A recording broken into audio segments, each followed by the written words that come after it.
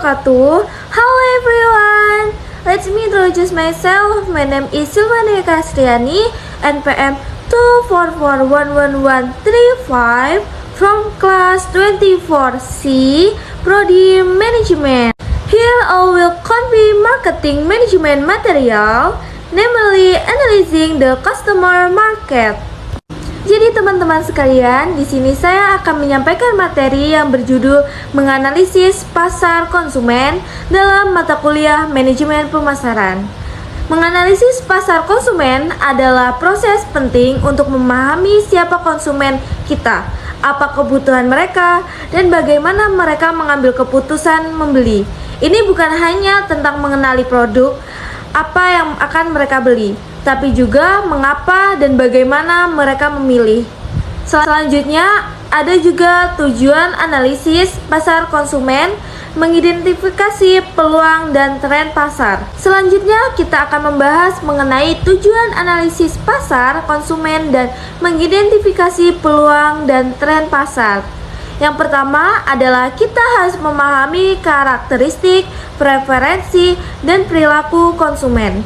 Yang kedua, kita dapat membantu perusahaan menyusun strategi pemasaran yang efektif dan relevan. Yang ketiga adalah mengurangi resiko bisnis dengan mengambil keputusan berdasarkan data-data yang sudah dianalisis dengan seksama dan dipastikan dapat memberikan keuntungan bagi kita. Jadi teman-teman sekalian, di sini juga ada komponen utama menganalisis pasar.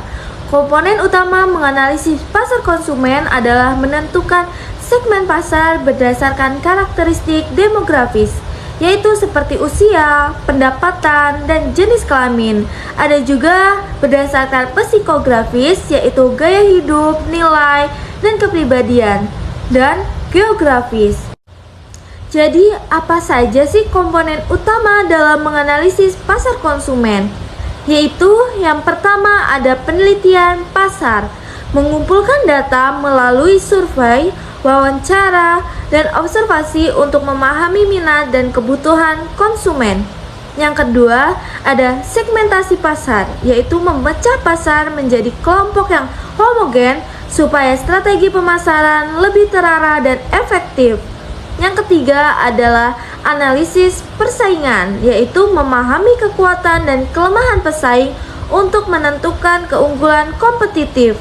Yang keempat adalah evaluasi dan pengambilan keputusan, menggunakan data analisis untuk memilih harga promosi dan distribusi yang tepat. Yang kelima yaitu pemantauan dan evaluasi berkelanjutan, memastikan strategi terus relevan sesuai perubahan pasar. Jadi selanjutnya teman-teman, kita akan membahas mengenai karakteristik konsumen. Apa sih karakteristik konsumen itu? Karakteristik konsumen mencakup sifat, atribut, dan perilaku individu yang memengaruhi proses pengambilan keputusan saat membeli barang atau jasa. Faktor-faktor utama karakteristik konsumen meliputi demografi, yaitu usia, jenis kelamin, serta pendapatan. Psikografis mencakup nilai, kepercayaan, kepribadian, dan gaya hidup.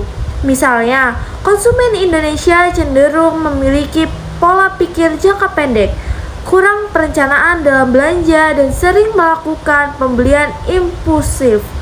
Mereka juga cenderung berkelompok dan suka berkumpul, yang mempengaruhi keputusan melalui efek word of mouth. Berikutnya, kita juga akan membahas mengenai psikologi konsumen. Psikologi konsumen mempelajari tentang perilaku konsumen dan alasan dibalik pilihan mereka. Ada dua tipe perilaku konsumen, yakni rasional dan irasional.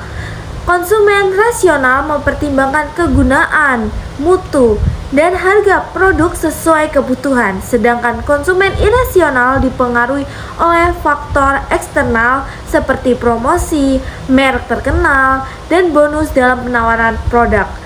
Faktor psikologis yang mempengaruhi keputusan pembelian meliputi motivasi, persepsi, yang mempengaruhi keyakinan dan sikap. Teori kebutuhan Maslow juga sering digunakan untuk memahami motivasi konsumen berdasarkan hierarki kebutuhan mereka. Berikut teman-teman sekalian, kita akan membahas mengenai proses keputusan pembelian. Proses keputusan pembelian terdiri dari 5 tahap utama, yaitu pengenalan masalah. Konsumen menyadari kebutuhan atau masalah yang harus diselesaikan. Kedua, pencarian informasi. Konsumen mencari informasi dari berbagai sumber untuk memenuhi kebutuhan tersebut.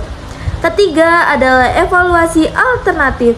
Konsumen membandingkan berbagai pilihan produk atau layanan. Keempat, ada keputusan pembelian. Konsumen memutuskan produk mana yang akan dibeli. Kelima, perilaku pasca pembelian. Konsumen mengevaluasi kepuasan setelah membeli produk yang dapat mempengaruhi keputusan pembelian selanjutnya. That's all the material I can convey. I hope it's useful. See you next video. Bye bye. Wassalamualaikum warahmatullahi wabarakatuh. See you guys.